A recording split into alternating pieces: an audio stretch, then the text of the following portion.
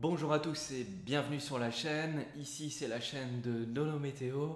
On fait la pluie et le beau temps sur les cryptos et on essaye de s'en sortir le mieux possible. Donc là c'est nouveau Nono, nouveau décor, nouveau tout et on démarre une nouvelle vidéo. Donc là aujourd'hui je vais vous parler du cycle de vie des jetons.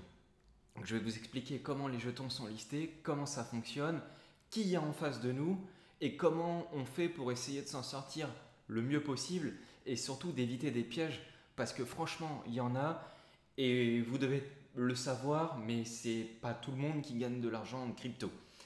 Donc on peut investir en crypto, mais si on le fait à l'aveugle, généralement ça peut se passer bien si on a de la chance, puisque le marché de la crypto c'est un marché technologique qui est amené à évoluer avec le temps en général vers le nord, et c'est pour ça qu'il y a plein de nouveaux analystes techniques qu'il n'y avait pas dans la bourse, parce que la bourse c'est beaucoup plus difficile, et que là on est sur un marché crypto qui fait quasiment que de monter, sauf quand ça baisse, bah ouais, ça baisse un tiers du temps et les deux tiers ça monte, puisque c'est une nouvelle technologie et qu'il y a des nouvelles personnes qui viennent s'y greffer. Donc là moi je vais vous parler du cycle de vie des jetons, parce que vous pouvez avoir deux projets identiques, mais si vous êtes dans des cycles de vie qui sont différents, ça peut tout changer. Quand un jeton est mature, on a moins le risque de se faire diluer par l'émission de nouveaux jetons sur le marché. Okay, donc quand un jeton est mature, ça c'est l'avantage. L'inconvénient c'est que vu qu'il est mature, peut-être qu'il a déjà réalisé tout son cycle d'innovation. Donc il y a des avantages et des inconvénients sur des projets qui sont jeunes et sur des projets qui sont matures. Il faudra regarder tout ça. Donc là, je vous propose de passer sur mon PC et je vais vous montrer comment ça se passe. Comment ça se passe le listing d'un jeton, qui est passé avant vous, parce que généralement quand vous voulez acheter un jeton, vous êtes le dernier de la liste. Et quand vous êtes le dernier de la liste, forcément vous êtes celui qui prend le plus de risques et vous êtes celui aussi qui a le moins bon rendement.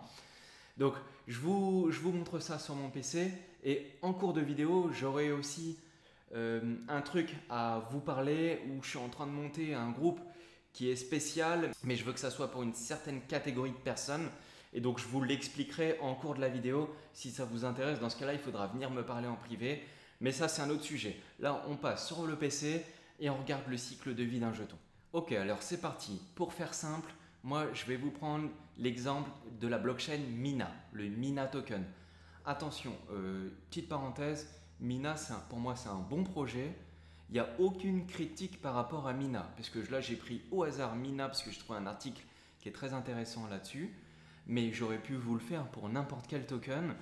Et là, l'exemple que je vais vous montrer, il illustre parfaitement ce qui peut se passer et ce qui se passe dans la pratique entre les investisseurs et vous qui voulez acheter le coin le jour où il sort, ou le coin au fur et à mesure de son cours de vie.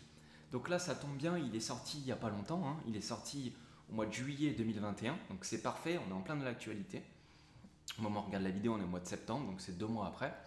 Donc comment ça se passe, le cycle de vie d'un token? Donc là on a des tokens qui sont matures comme Ethereum ou comme Bitcoin, et encore Bitcoin, ils vont encore libérer des jetons petit à petit, ça normalement tout le monde le sait. On a des blockchains matures comme des jetons matures comme Polkadot. Tout ça c'est des jetons qui ont déjà quasiment été entièrement libérés. C'est ce qu'on appelle le fully diluted market cap. Il y a une différence entre market cap et fully diluted market cap, mais ça on y reviendra après. Là généralement allez, on va faire de Mina un cas généraliste, parce que ça se passe quasiment tout le temps comme ça. Donc c'est bien, c'est un exemple qui est récent, qui est tout à fait conventionnel et qui se passe quasiment tout le temps comme ça. Alors c'est pour ça que après, quand vous regarderez des graphiques et qu'on les regardera ensemble, au moins vous saurez à peu près comment vous positionner. Mais généralement, comment ça se passe dans un projet crypto? Donc là, pour rappel, la blockchain Mina a été listée sur le marché en 2021, donc le mois de juillet 2021. Sauf que entre le mois de juillet 2021 et le moment où ils ont fait leur première levée de fonds, et en fait leur première levée de fonds, ce qu'ils appellent le seed, ça c'était au 4e trimestre 2017. Donc les premiers investisseurs de Mina, ils ont investi en fin d'année 2017. Donc c'est seulement 3 ans après qu'ils peuvent récupérer le fruit de ce qu'ils ont semé, si on peut dire. Donc généralement dans les projets, il y a 3 grandes phases. C'est-à-dire qu'il y a des investisseurs, les premiers investisseurs, ils s'appellent les seed, S-E-E-D, donc les seed investisseurs, ils investissent les premiers longtemps avant et ils prennent le plus de risques. Et donc eux, ils payent les jetons normalement, je dirais, pas cher. C'est-à-dire là, par exemple, dans le cas de Mina, il les paye 0,07 centimes. Pour rappel, Mina aujourd'hui, ça vaut 4,20$, 4,29$ au moment où je fais la vidéo. Donc, ceux qui achètent leur token à 0,07 centimes et qui vont les revendre après à 4,29$, ils ont fait un x60. Ok, donc ça veut dire que 1$ investi en vaut 60 3 ans après. Alors là, c'est le cas d'une blockchain qui se passe bien, ça peut aussi mal se passer. Généralement, si la team elle est sérieuse, en général, ça se passe bien. Donc c'est pour ça qu'il y a des fonds d'investissement qui sont très gros et qui sont devenus très très gros avec le temps. Et donc ces fonds d'investissement-là, ils font la pluie et le beau temps, un peu comme Nano Météo, mais eux, ils font la pluie et le beau temps carrément d'un jeton. Donc s'ils décident que ça se passe bien, ça se passera bien. Bon alors, c'est pour ça qu'il y a des fonds d'investissement qui sont plus ou moins éthiques, si on peut dire ça comme ça, et qui vont plus ou moins faire en sorte que le projet fonctionne bien au niveau du prix. Donc généralement, il y a 3 phases. La première, c'est les seed, c'est les premiers investisseurs qui prennent le plus de risques et qui payent le moins cher. Et généralement, on voit à l'extrême droite, il y a un lock-up. C'est-à-dire qu'il y a un moment, entre le moment où ils payent, les jetons sont bloqués et sont débloquables seulement à partir du montant qui est écrit là. Donc là, en l'occurrence, c'est 18 mois. Donc c'est seulement 18 mois après le moment où ils ont payé qu'ils vont pouvoir les débloquer. Et encore, après, derrière, ça se débloque petit à petit. Alors, généralement, ils disent que le déblocage, il se fait à partir du lancement, généralement. Après, ça dépend, chacun met ses règles, chaque projet fait ce qu'il veut, et donc là, ça se passe comme ça. Donc, généralement, on a les 3 grandes phases, c'est les seed, ensuite, on a les private sales, et pour faire des private sales, il faut un ticket minimum d'environ 100 à 200 000$. Et ces personnes-là qui font des private sales, 100 ou 200 000$, c'est le minimum. Okay, donc j'y viens après, mais moi aussi, je vous parlerai d'un truc après où je vous proposerai de se regrouper tous ensemble pour devenir plus gros. Mais ça, j'y viens après, vers la fin de la vidéo. Et puis ensuite, alors là, ils ont mis stratégique, mais on va regrouper les deux en une seule case. Et là, on va dire que c'est la public sale. Donc on a les seed, les private et les publics. Et le public, généralement, c'est le grand public. Il donne accès au grand public d'avoir un petit peu de jetons pour qu'au listing, il y ait plus de gens qui ont des jetons. Mais généralement, plus ça descend au niveau du cycle de vie, et moins on distribue de jetons. C'est-à-dire que normalement, généralement, on voit que les seed, les investisseurs, généralement c'est des institutionnels, hein, c'est des fonds qui sont gros et qui sont connus et reconnus dans le marché. Les seed, ils ont une grosse partie des jetons d'un projet. Ensuite, on a les private. Alors là, eux, dans le cas de Mina, ils ont nommé ça Series A. Donc c'est les private. Et puis après, derrière, eux, là, ils ont mis stratégique, mais derrière, c'est la public sale. Donc, public sale, c'est une ICO. Là, on fait appel au grand public pour distribuer des jetons et pour lever des fonds. Donc ça, à chaque fois, les projets ont besoin de lever des fonds. Et ils ont besoin de lever des fonds longtemps avant, puisque ça coûte cher de mettre des développeurs pour développer des projets dans la crypto. Et donc là, ils font appel à différents cycles de levée de fonds. Donc seed, private et public sale. Ça, c'est le cas généraliste. Après, derrière, il y a plein d'autres projets qui ont d'autres méthodes. Mais là, moi, je vous présente le cas généraliste. Et dans 80-90% des cas, les projets, ils fonctionnent comme ça. Voilà grosso modo. Donc là, on va un petit peu plus loin dans le cas de Mina et on va aller au bout du process. Donc Mina, qu'est-ce qu'ils ont fait? Donc ils ont fait une seed en 2017. Ils ont vendu des jetons ils ont levé 3,5 millions de dollars et ils ont donné des tokens en échange. Ces tokens-là, ils ont dit à leurs investisseurs, on va les bloquer pendant 18 mois à partir du lancement et on va vous les libérer de manière progressive pendant 18 mois jusqu'à libérer la totalité. Ça s'est passé comme ça. Pour les private, donc ils ont fait une levée de fonds encore un an après, et au lieu de lever 3,5 millions de dollars, là cette fois ils ont levé 15 millions de dollars. Donc là ils ont fait rentrer des nouveaux fonds d'investissement et ils ont fait les mêmes conditions, sauf qu'ils ont fait un prix 2 fois plus cher parce que le projet commence à avancer Et donc, les investisseurs qui ont investi à ce moment-là, ils ont commencé à voir l'avancement du projet, alors que les seeds, eux, il n'y avait rien. À part juste une idée, c'était juste le stade d'une idée. Donc là, comme ils prennent un petit peu moins de risques, on leur met des jetons un peu plus chers. Donc là, pareil, même condition, ça va être bloqué pendant 18 mois et libérable chaque mois un petit peu. Et puis après, il y a les stratégiques. Et là, donc stratégique, c'est une public sale. Et là, ils font entrer des investisseurs, une partie bloquée et une partie débloquée. Donc la partie bloquée, ils la vendent au même prix que... Donc là, c'était encore 1 an et demi après. Et donc, ils le vendent au même prix. Sauf que cette fois, ils lèvent un petit peu moins et ils distribuent beaucoup moins de jetons. Et ils font la même durée de blocage. Donc en fait, ils font les mêmes conditions. Et pourtant, le projet commence à avancer un peu plus. Et puis, ils font ici une partie beaucoup plus chère. Donc on passe de 15 à 0,25, c'est quasiment le double.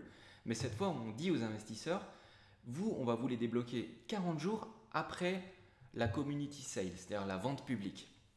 Sauf que sur Mina, je vous dis ce qui s'est passé. En fait, sur Mina, ils ont fait la vente publique. Mais après la vente publique, en fait, ils ont commencé le décompte à ce moment-là. Et ils ont lancé le projet sur le marché. En fait, le premier jour de lancement sur le marché, les 40 jours, ils étaient déjà écoulés. Donc ces investisseurs-là, les stratégiques, les jetons, ils les ont débloqués le premier jour du listing au listing. Et je vous montre le concept de ce qui s'est passé sur le marché pour Mina. Ce qui s'est passé tout simplement sur le marché, c'est ça. Donc là, je vous montre. Ils ont lancé le jeton. Le jeton, il est monté très haut, très fort. Alors moi, je l'ai le graphique, je vais vous le montrer aussi. Le jeton, il est monté très haut, très fort jusqu'à 19 dollars. Vous vous rendez compte, 19 dollars. Et je vous rappelle, pour ceux qui l'ont acheté le plus cher, donc à 0,25, le prix est monté à 19 dollars. Mais il n'y a pas grand monde qui a pu le vendre à 19 dollars puisque derrière, il s'est explosé à la baisse. Donc en fait, le prix il est monté à 19 dollars, c'est juste une mèche. Et derrière, il a baissé, baissé, baissé pour finir à 3 dollars. Après, le prix il est resté jusqu'à dans les 3 dollars. Donc en fait, pourquoi il y a eu cette mèche rouge de l'enfer? Parce qu'ils ont libéré la totalité des jetons de tout le monde. Enfin, pardon, de tous ceux qui ont participé à la stratégie Unlocked le jour du listing. Donc c'est normal qu'il y ait une grosse mèche rouge, puisque si vous avez acheté un jeton à 0,25 et que vous voyez le prix dans les 20, donc vous avez le prix qui fait un fois 100 le jour du listing. C'est-à-dire que si vous aviez investi 1000 dollars, et ben vous aviez tout de suite 100 000 dollars. C'est incroyable. Donc ça veut dire que vous avez fait un fois 100. Et donc qu'est-ce qu'ils ont fait quand tout le monde a vu que le prix a commencé à monter comme ça? Et ben tout le monde vend et c'est normal. C'est normal. Tout le monde aurait fait ça. Vous aurez fait ça. Je l'aurais fait aussi. C'est tout à fait normal. Donc le prix, c'est normal. Si les investisseurs font un fois 100, qu'est-ce qu'ils font? Et ben derrière, ils vendent tout. Et c'est tout à fait normal. Ils vendent tout. Et derrière, on a le prix qui commence à baisser au fur et à mesure. Mais même une fois que le prix a baissé, au plus bas du plus bas, il est arrivé à 1 dollar. Mais même au plus bas du plus bas, là quand c'était entre 2 et 1 dollar, au plus bas du plus bas, en fait si vous voulez, les investisseurs, ils avaient quand même fait un fois 10. Donc tout le monde était content. Pour Mina, c'est un grand succès, tout le monde est content. Mais si moi je vous parle de tout ça et du cycle de vie des jetons, je vous montre cet exemple-là pour vous dire que la libération des jetons a un effet immédiat au listing. Donc, quand on investit sur un jeton qui est au début du cycle de vie, donc quand je dis au début du cycle de vie, c'est-à-dire qu'au début de la distribution des jetons, là il y a un graphique qui explique bien comment ça marche, c'est-à-dire qu'au début du cycle du listing de jetons, boum, il y a 40 millions de jetons qui sont distribués, donc c'est-à-dire en rose, tous ceux qui étaient dans la stratégique Unlocked, donc les jetons qui étaient là, plus une partie des séries A, des stratégiques Unlocked et des seeds. Donc tous ces jetons-là, plus tous ceux qui sont immédiatement libérés. Donc c'est pour ça qu'il y a une grosse baisse dès le début, et c'est pour ça que je vous dis, vous en tant que particulier, ou moi en tant que particulier, c'est très important de regarder ça, parce que vous, quand il y a un listing de jetons, où vous dites, ouais, bah tiens, Mina, ça a du potentiel, je vais l'acheter, ok, mais si vous l'achetez à 15 dollars ou à 20 dollars, derrière vous ne retrouverez jamais le prix qui s'est retrouvé, même 2 mois, là c'est 2 mois après, donc 2 mois après vous ne l'avez pas retrouvé. Alors peut-être que vous le retrouverez dans 2 ans, dans 3 ans ou dans 6 mois, mais en attendant, vous courez après le prix. Et donc il faut éviter de courir après le prix, il faut être conscient de ça. Et donc il faut regarder systématiquement comment sont vendus les jetons et comment sont distribués les jetons. Alors par contre, faites gaffe à quelque chose, évitez s'il vous plaît de regarder que ça. Ça, c'est une des choses qu'il faut regarder, mais il n'y a pas que ça. Si vous achetez un jeton, un shitcoin sur la BSC ou sur n'importe quel réseau un peu bancal ou même sur Ethereum, il y a des projets sur Uniswap, vous achetez un scam, ils peuvent vous dire oh oui, mais nous, c'est un jeton qui est déflationniste, c'est un burn token, c'est du bullshit. Il faut que le projet soit bon et on n'investit que dans des bons projets. Sinon, qu'est-ce qui se passe? Soit c'est un scam, soit le prix ne va jamais retrouver son prix d'origine. Et donc ça, c'est important de le regarder. Donc le cycle de vie d'un jeton, c'est très important au niveau de la libération et au niveau des ventes, des prix auxquels ça s'est passé. Donc je vais vous montrer maintenant que vous avez vu le jeton Mina qui a eu, franchement, le jeton, il illustre parfaitement bien comment ça se passe puisque tout le monde vend au début, clac, et derrière, c'est la galère pour retrouver les prix d'origine. Donc après, c'est pas grave, hein, les investisseurs, même les investisseurs qui avaient investi à 0,25, c'est-à-dire tout en bas, eh ben, ils ont quand même fait un x5, même au plus bas du plus bas du plus bas. Et puis quand les prix étaient à 1 dollar, ils avaient fait déjà un x5, et à 2 dollars, eh ben, ils ont fait un x10. Donc les investisseurs, eux, c'est ceux qui ont mis le plus de fonds, mais c'est aussi ceux qui, à la fin, finalement, ont pris le moins de risques. Donc vous, quand vous achetez un jeton sur le marché et que vous ne savez pas tout ça, ben là, vous courez un gros risque parce que vous ne savez pas comment sont distribués les jetons. Donc là, les jetons sur Mina, ça va, ils sont distribués de manière régulière. Hein. Chaque mois, ils émettent 10 millions de jetons en circulation, mais 10 millions, c'est beaucoup. Donc ils émettent. Du coup, ça crée une pression à la baisse sur les prix. Et donc ça, c'est important de le noter quand vous voulez investir dans un projet. Donc là, le cas de Mina, il est bien, il illustre parfaitement ce qui se passe. Après, attention, Mina, c'est une belle blockchain, c'est un projet dynamique, donc le prix derrière, il s'est repris. Hein. Mais avant de se reprendre, il a bien galéré quand même. Donc voilà, je vais vous montrer un autre exemple. C'est l'exemple, la différence entre, puisque maintenant, si vous me connaissez moi, vous connaissez les projets que je fais sur Polkadot, et notamment ceux auxquels on a participé sur Karura et sur Moonriver, on peut comparer les deux. Et on voit que la distribution des jetons et la vente, surtout la vente à qui ont été vendus les jetons, ont un impact direct sur les prix au listing. Et ça, c'est très important de le noter. Bon, ensuite, je vous montre l'exemple de Moonriver et de Karura. Et si vous regardez bien, Moonriver, dans leur token metrics, il n'y a aucune vente à aucun investisseur privé tel que des seed, des private ou même d'ICO. Il n'y a eu aucune vente sur Moonriver. Et donc comme il n'y a eu aucune vente, vous connaissez la suite, hein, il s'est passé un x8 sur le jeton et le x8, c'est tous ceux qu'on peut participer et auxquels on avait expliqué sur Polka France que ça valait le coup, que les crowdloans et notamment sur Moonriver et tout ça, parce qu'ils avaient distribué 30% des jetons pour les participants de la crowdloan. Moralité, qu'est-ce qui s'est passé? 30% pour la communauté et il y avait 0 investisseur.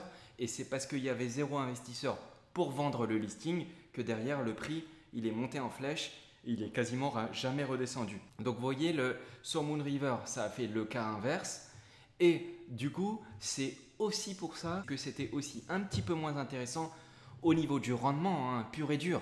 Au niveau du rendement, de participer à Karura. Pourquoi? Parce que Karura, quand vous regardez, eux, ils ont déjà vendu des jetons. Ils ont lâché des jetons au 10,8% à des bakers, donc des gens qui les soutiennent, et ils ont aussi lâché 18% des jetons à des early bakers. Donc là, ça fait 10 plus 18 plus les 0,3%, donc ça fait 29%. Donc ils ont libéré 29% des jetons aux investisseurs et Moonriver 0% aux investisseurs. Donc moralité, les investisseurs, qu'est-ce qu'ils font? Eux, ils récupèrent leur rendement et c'est normal. Pour Mina, c'est exactement la même chose. Et pour Moonriver, il n'y a pas eu d'investisseurs. Donc qu'est-ce qui s'est passé? Le prix, il monte. Donc c'est très important de regarder ça parce qu'on le voit et on voit la différence qui se passe au listing. Et au listing, ça change tout. Quand vous faites un x8 ou quand vous faites un x2 ou un x3, dans les deux cas vous êtes content, mais évidemment on préfère faire un x8 que de faire un x3. Donc là pour Moonriver et pour tout le reste, par contre maintenant que le jeton il est listé, souvenez-vous ce que je vous ai dit, il faut toujours regarder la libération des jetons, et sur Moonriver il y a aussi une libération des jetons, à chaque bloc il libère des jetons, et donc il faut regarder le market cap, mais pas que le market cap. Il existe un autre outil qui s'appelle le Fully Diluted Market Cap, et ça a une grosse différence entre le market cap et le Fully Diluted Market Cap au cours du cycle de vie du jeton. Parce que le cycle de vie du jeton, du Moonriver ou du Karura et du Mina aussi, on est au début du cycle de vie. Donc quand on est au début du cycle de vie, il y a très peu de jetons qui ont été libérés. Et donc il va y avoir des jetons qui vont être libérés au fur et à mesure, libérés, délivrés. Donc plus il y aura de jetons qui vont être libérés et jetés sur le marché, eh ben, c'est la loi de l'offre et de la demande, plus il y a de jetons qui sont vendus, plus le prix va baisser. Ça va être le cas sur Moonriver, ça va être le cas sur Karura. Alors, s'il y a beaucoup de demandes en face, le prix va se maintenir, mais il faut qu'il y ait beaucoup de demandes en face. Et ça, c'est moins garanti, puisqu'une fois que tout le monde a fait un x8 et qu'on récupère les jetons au fur et à mesure, bah, qu'est-ce qu'on fait? Moi, j'ai fait un x8, petit à petit, chaque jour, je vends mes jetons. Et c'est comme ça que ça se passe. Une fois que vous avez fait un x10, bah, la plupart des investisseurs, vous avez fait un x10, allez faire un x10 sur le livret A, et à mon avis, vous allez les revendre, enfin, vous allez faire autre chose avec vos fonds, mais déjà pour faire un x10 avec le livret A, bon courage. Donc là, regardez bien la différence entre le market cap, qui est de 231 millions pour Moonriver, et le Fully Diluted Market Cap, qui est de 1,6 milliard. Donc, qu'est-ce que c'est la différence entre les deux? Le market cap, c'est le prix multiplié par le nombre de jetons qu'il y a en circulation. Donc là, en circulation, il y en a 1 500 000, donc si je fais le calcul, ça fait 240 millions de dollars. Donc c'est bien ça. Bon, là, il faut actualiser, ça change de temps en temps, mais c'est ça. Donc vous faites le prix du jeton multiplié par le nombre de jetons qu'il y a en circulation, mais faites gaffe, s'il vous plaît, faites gaffe avec ça, parce que là, actuellement, il n'y en a que 1,5 million sur 10, donc il y a à peine 15% des jetons qui sont en circulation. Mais ça veut dire quoi? Ça veut dire que derrière, il y aura 85% des jetons qui vont arriver sur le marché. Et donc le prix, qu'est-ce qui va se passer? Au fur et à mesure du temps, il y aura une pression naturelle vendeuse. Donc il faudra qu'il y ait des acheteurs en face pour pouvoir maintenir ce prix. Juste maintenir. On ne parle pas d'augmenter le prix, on parle juste de maintenir. Donc c'est très important de le noter parce que sur Moonriver, regardez bien, ils ont distribué 30% à vous, à moi, à tous ceux qui ont participé à la parachain. Mais ces 30% là, ils sont libérés au jour le jour, petit à petit, bloc par bloc. Et donc qu'est-ce qui se passe? Nono, tous les jours, ils vendent des jetons, et croyez-moi, Nono, c'est pas le seul. Donc petit à petit, il y a des jetons qui arrivent sur le marché et il y a une pression sur les prix qui est importante. Donc là, ils ont libéré 1,5 million, ils vont encore libérer 85% des jetons. Et sur Karura, c'est pareil. Sur Karura, c'est pareil, on peut le voir. Le market cap, il est de 63 millions de dollars. Mais le Fully Diluted Market Cap, il est de 737 millions de dollars. Donc là, c'est énorme. Et pareil, on peut faire le calcul, vous verrez combien il y a de jetons en circulation. Mais là, on voit, c'est bien fait pour ça, CoinMarketCap. Parce qu'à droite, quand vous cliquez sur le jeton, vous voyez en circulation, il n'y a que 9%. Donc si vous me demandez est-ce que ça vaut le coup d'acheter du CAR ou du MOVR, je suis désolé, mais moi, je n'en achète pas. Ou en tout cas, pas à ce prix-là. Il faudra qu'il soit divisé par 2, divisé par 3, et pour les deux jetons. Et là, seulement à ce moment-là, perso, moi, ça pourra m'intéresser d'en acheter. En attendant, qu'est-ce que je fais? Je vends mes jetons. Je vends mes jetons. Et ça, moi, je fais ça parce que je réfléchis comme un investisseur. Mais sur tous les projets, ça se passe comme ça. Vous avez vu sur Mina, le prix, il a baissé parce que les investisseurs ont vendu leurs jetons. Et donc, il y a une pression forte d'un coup sur le prix parce que tout le monde a vendu d'un coup. Mais là, sur Moonriver et sur Karura, il les distribue petit à petit, tout doucement. C'est le cas maintenant sur Mina. Vous avez vu Mina, petit à petit, les jetons, ils sont distribués au fur et à mesure. Donc ça, on est dans le cas, là, ces trois projets-là, on est dans le cas des projets qui sont jeunes, qui sont encore peu matures. Mais vous avez des projets comme les blockchains natives, comme Bitcoin, Ethereum ou Polkadot. Ça, c'est des blockchains qui sont matures. Les jetons, ils ont déjà été libérés, ils ont déjà été délivrer. Et donc, si le projet continue à développer derrière, ben, ça attire des investisseurs et il y a beaucoup moins de pression vendeuse. Alors, il y a toujours une inflation, hein, il y a une inflation naturelle sur les prix puisque c'est des blockchains qui sont en POS, Proof of Stake. Sur Ethereum, maintenant, il y a aussi un concept de burn. Donc, d'un côté, il y a une inflation et de l'autre côté, il y a un burn. Donc, ça s'équivaut, mais il y a toujours une inflation naturelle. Et donc, il y a aussi une pression vendeuse naturelle sur les prix. Sur le BTC, elle diminue avec le temps et elle disparaîtra un jour. Donc, les projets matures, c'est bien d'y aller. On a moins de risques d'acheter un projet mature comme Polkadot, BTC ou Ethereum. Donc, moi, si vous me dites, est-ce que Nono, tu peux acheter ces jetons-là? Je vous dis oui. Et j'en ai acheté. Alors, j'essaye d'attendre des dips de marché. Mais pour les projets qui sont jeunes, il faut qu'ils aient des très gros potentiels pour pouvoir les acheter. Ou alors, dans ce cas-là, vous attendez que les investisseurs soient sortis ou un maximum d'investisseurs soient sortis et pour qu'il y ait derrière une petite libération pour que derrière l'afflux soit supérieur au nombre de personnes qui vendent. Voilà comment il faut raisonner, c'est très important, il faut regarder ça à chaque fois. Mais je répète, il n'y a pas que ça. Il faut regarder qu'est-ce que le projet va faire, les partenariats, les news, la team, comment ils vont développer leur projet, etc. Ça, c'est que un des concepts sur les prix qui est important. Et donc, comme vous avez vu que généralement, les personnes qui s'en sortent le mieux, c'est les personnes qui sont là le plus tôt possible dans le cycle de vie d'un projet. Et donc, je vous disais au début que j'avais un truc à vous dire et que moi, j'aimerais bien monter un groupe pour pouvoir rentrer dans le cycle de vie des projets le plus tôt possible. Et pour ça, j'ai besoin de personnes. Donc là, je fais appel à tous ceux qui sont intéressés. Je vais créer un groupe qui est privé, mais s'il vous plaît, pour entrer dans ce groupe-là, il faudrait que ça soit des investisseurs déjà qui aient une certaine expérience et un certain montant de fonds dans la crypto. Je veux dire, si vous avez 2000, 5000 ou 10 000 dollars, s'il vous plaît, ne venez pas, ça ne sert à rien parce que ça ne sera pas pour vous. Ça ne sera pas pour vous parce que vous allez prendre des trop gros risques et il y a quand même des risques en faisant ça. Donc, qu'est-ce que ça va être? Vous l'avez compris, il faut être là le plus tôt possible pour que ça marche le mieux possible. Plus les investisseurs arrivent tôt dans les projets et plus il y a des taux de rendement qui sont importants. Alors, parfois ça tourne mal, ok? Parfois ça tourne mal si le projet il vend ses jetons beaucoup trop cher par rapport au prix où il va être lancé. L'opération derrière, elle n'est pas intéressante. Donc, les projets, ils s'étudient, etc. Et pour rentrer dans des private, généralement, il faut des tickets entre 50, 100 et 200 000 dollars. Donc, moi, parfois, j'arrive en négociant un petit peu à rentrer dans certains projets, etc. Mais je ne peux pas rentrer partout. Par exemple, là, je vous fais une confidence. J'ai réussi récemment à rentrer dans une private sur un projet qui est sur Polkadot, qui sera des NFT et tout. Ceux qui veulent savoir ce que c'est, vous me demanderez en privé, je vous le dirai, ou en tout cas ceux qui sont intéressés par ce groupe-là.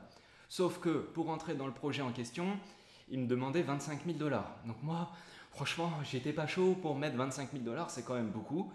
Et finalement, en discutant un peu avec le gars et tout, il m'avait laissé rentrer pour des jetons en private, donc dans l'étape 2, hein, il y a seed, private, public, parfois si c'est sur Polkadot, crowdloan, et derrière le listing.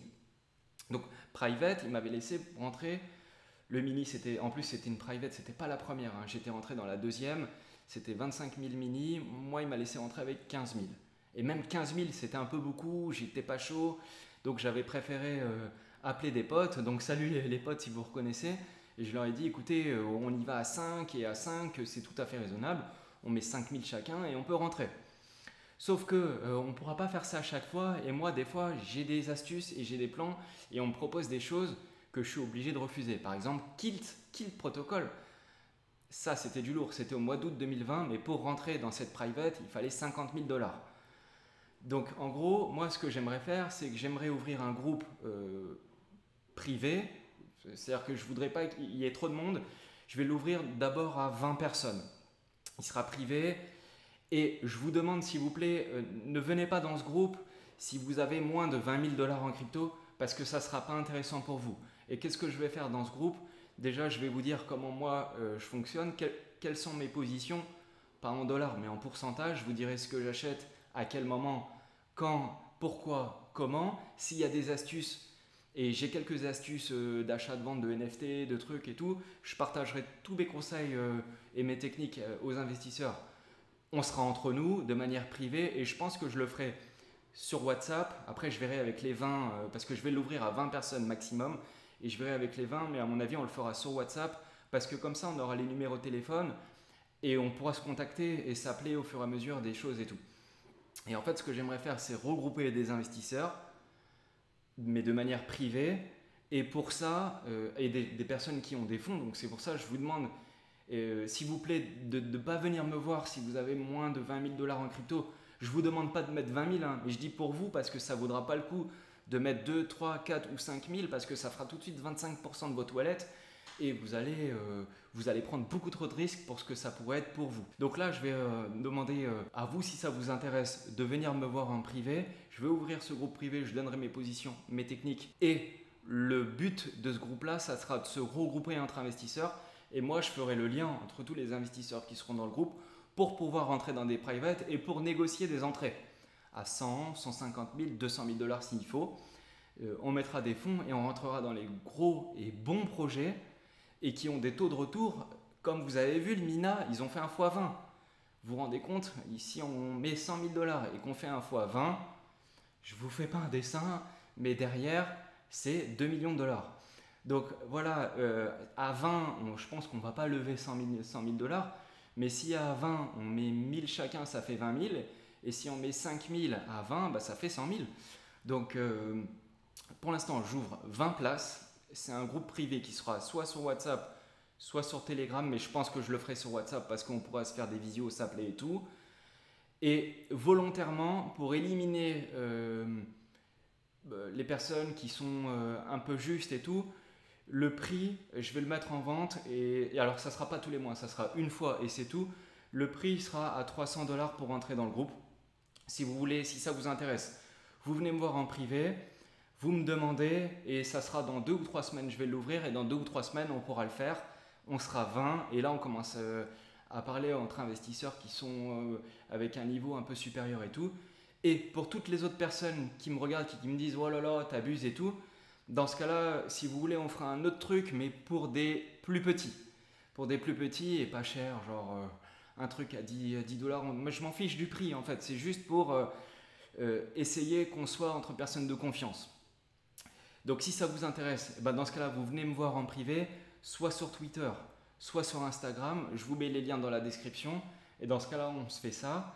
J'ai déjà quelques personnes, donc en vrai, il n'y aura pas beaucoup de place. Mais si ça vous intéresse, vous me dites. Et on va essayer de rentrer en private dans les projets. Moi, j'ai réussi à le faire sur déjà 3 projets. Ça s'est ultra bien passé. Voilà, derrière, on regarde. Hein, on ne fait pas les idiots, on regarde bien ce que c'est, comment ils libèrent les jetons. À combien ils sont vendus, la valuation et tout ça, et derrière on avance. Et moi je vous montrerai, vu que c'est moi qui va un peu gérer le groupe et que je vais aussi vendre l'entrée, dans ce cas là je vous donnerai toutes mes positions, ce que je fais et à quel moment je le fais, et ça me fera plaisir de le faire. Et au moins on pourra se dire ouais Nono t'es bête et tout, et je sais que du coup ça sera avec des personnes qui auront un certain niveau et on pourra progresser tous ensemble. De toute façon, j'ouvre que 20 places. Si derrière il y a un gros succès et surtout si avec les 20 ça marche bien et qu'on a besoin d'ouvrir, on ouvrira encore. Ça sera avec plaisir. On peut faire ça. Sinon, si la vidéo vous a plu sur le cycle de vie, pouce. J'espère que ça vous plaît. Je suis joignable sur Twitter et Instagram. Ça sera avec plaisir et je vous dis à la prochaine. Allez, ciao!